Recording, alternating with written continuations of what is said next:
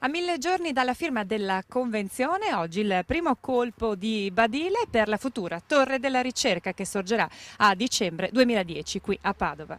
In quest'area di ex proprietà della ZIP sorgeranno laboratori e attività correlate, ma anche spazi destinati a servizi come la biblioteca, la direzione, oltre al parcheggio interrato.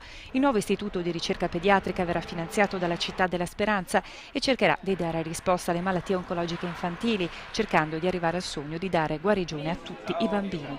Abbiamo 26 posti letto, ma poi c'è tutta l'attività di day hospital, sono circa 150 nuovi bambini all'anno, di nuove diagnosi con 800 ricoveri annuali, grosso modo, in reparto. I risultati si leggono ormai in modo sicuro e sono il 75% di bambini con neoplasia sia ematologica o non ematologica, cioè tipo tumori solidi, hanno le possibilità di guarire. Serve crederci, ma serve soprattutto continuare a finanziare, perché è la ricerca che consentirà sempre maggiori percentuali di guarigione finché a un certo punto l'obiettivo di tutti, che è quello di arrivare al 100% delle guarigioni, sia veramente raggiunto. E per festeggiare l'inizio dei lavori della nuova torre, la Fondazione Città della Speranza ha voluto come testimonial la campionessa veneta di nuoto Federica Pellegrini e le sue compagne di staffetta Romina Armellini, Alice Carpanese e Renata Spagnolo,